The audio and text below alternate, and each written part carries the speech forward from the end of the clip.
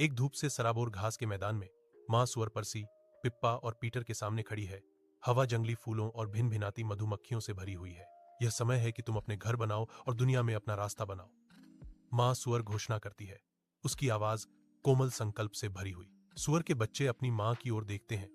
उनकी चमकदार, जिज्ञासु आंखों में उत्साह और आशंका का मिश्रण होता है। धूप से नहाए खेत में परसी सुनहरी भूसे से भरी एक गाड़ी देखता है। उसकी आंखें शरारती शरारत से चमक उठती हैं। परसी तिनके के साथ एक घर बनाता है। उसके छोटे हाथ तेजी से काम कर रहे हैं, क्योंकि वह उत्साह से अपने नए घर की उम्मीद करता है। परसी अपने नवनिर्मित पुआल के घर के चारों ओर नाचता है, जो शुद्ध आनंद और उपलब्धि का एक बवंडर है।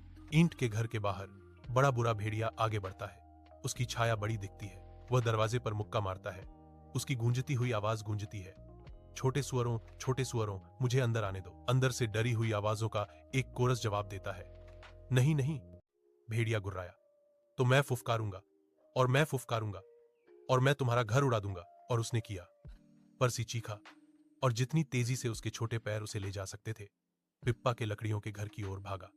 मदद, पिप्पा, बड़े बुरे भेड़िए ने मेरा घर उड़ा दिया। भेड़िया जल्द ही पिप्पा के घर पहुंचा।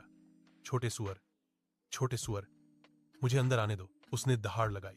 सुअरों ने रोया, नहीं नहीं। और उसने फुफकारा और उसने फुफकारा और उसने लकड़ी के घर को उड़ा दिया।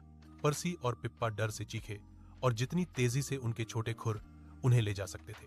पीटर के मजबूत ईंटों के घर की ओर भागे। बड़ा बुरा भेड़िया आया, उसकी आंखें चमक रही थीं। छोटे सुअर, मुझे अंदर आने दो, वह गुर्राया।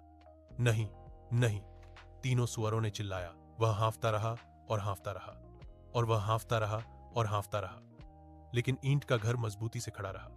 भेड़िया का चेहरा लाल हो गया, पूरी तरह से हाँफ रहा था। फिर उसने चिमनी पर ध्यान दिया। आहा, उसने सोचा, मैं चिमनी से नीचे उतरूंगा। लेकिन पीटर सुन रहा था। जल्दी और चुपके से उसने आग पर चिमनी के ठीक नीचे पानी का एक बड़ा बर्तन उबलने के लिए रख दिया। भेड़िया चिमनी से नीचे फिसल गया। एक स्वादिष्ट रात के खाने की उम्मीद कर रहा था, लेकिन इसके बजाय वह सीधे उबलते गर्म पानी में गिर गया। उफ, उसने चिल्लाया। एक झुलसी हुई पूंछ और बहुत दर्दनाक नितंब के साथ बड़ा बुरा भेड़िया ईंट के घर से जितनी तेजी से हो सकता था भाग गया, और उसे फिर कभी घास के मैदान में नहीं देखा गया। तीनों छोटे सुअरों ने जयकार की। परसी और पिप्पा ने पीटर को गले लगाया। उसके मजबूत घर और उसकी चतुर सोच के लिए बहुत आभारी थे।